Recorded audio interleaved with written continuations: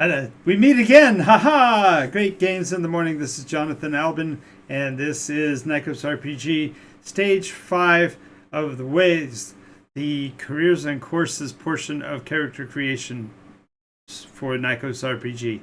Alrighty, so we've done all the basics already. We've gone through the base, getting all your foundation numbers ready. We've done the race, so we've gotten your species and the modifications and the marks you get from those. We have done the place, so we've got the culture that you came from and its influence upon you, and we have your estates, which is the motivation and the pathway that you've kind of projected yourself on for the beginning future of the game. Now we finally get to the ways, and this is the closest we'll come to the concept of a character class within the game, and that is these are the courses and the pathways through life that are generally accepted in the cultures of Nykos as being the fundamental pathways to existence. So you have the way of deeds. I'm going to go over real quick, then I'll come back to them. The way of deeds, which has to do with your physicality and accomplishment. The things that you've done are rewarded. You go out and hunt, you go out and fish, you go out and defeat monsters, you go out and save damsels. That's the way of deeds. The way of intrigues is the social structure. You're involved with the details of individual lives, the nuances and essences of secrets and things like that. The way of makers, you're a constructor. You make things with your hands. You've got the way of roads, which has to do with travel, transport, and those kind of things. And then you've got the way of wilds, which is nature and survival, and just mere existence itself is a separate pathway to success within the world. And then of course there's the way of wonders, dealing with the mystic and magical nature of the world. And then there's the way of words, and words mean things and are useful, and as we go back over these, you get an idea of them. So let's get right into it. Deeds, the physicality of it is going to be the majority of those functions that we're going to do with your physical prowess. You're going to be dealing with the combat skills are generally found in this area, as are defenses, strategies, tactics, the awareness of how to do physical things.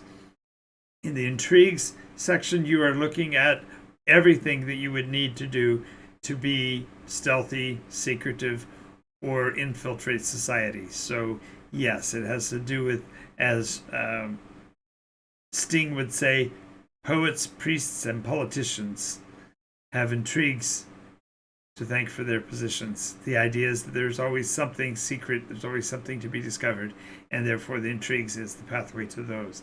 Makers is literally every form of manufacture, from weaving and woodwork, etc., all the way up to tinkering and technology. So makers cover a wide gamut of potentials and cover basically any possible direction you want to go in terms of creativity.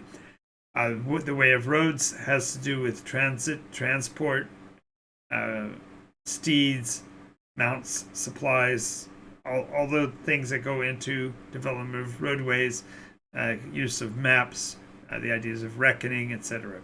The way of wilds is the sheer survival tools. That's the things you need. If there was no other world around you, you could scrape by on skills from the wilds. And then you have the wonders, which is the understanding of how mystical powers work and how magical effects can be created. And they're not limited any longer by class. You can literally take a dabble from every one of these if you so choose, or you can choose to pursue one of them to extent. It's your choice. And then finally, words gives you the opportunity to be glib and clever and poetic and wise, and to do this through literature. This also has to do with lyrics, so music and such is a tie between makers and words. So there are, and well, even arguably bards could also be influencing by the intrigues. So the idea here is that the ways are myriad, and the way that you build your character is your way. So there's no mandatory list here. It's not like you can have to choose one of these. Instead, you can pick from any of them. And the number of skills you get is equal to your foundation value, so your foundation base value. So that could be 35 or 40 skills to pick from. So it can be, you can be pretty well fleshed out even at the very beginning of your character's life by having a lot of these skills planned out from the ways. So there we got through the creation of the character up to that point. We do have one section left, which is stuff, and we'll deal with that in the next episode.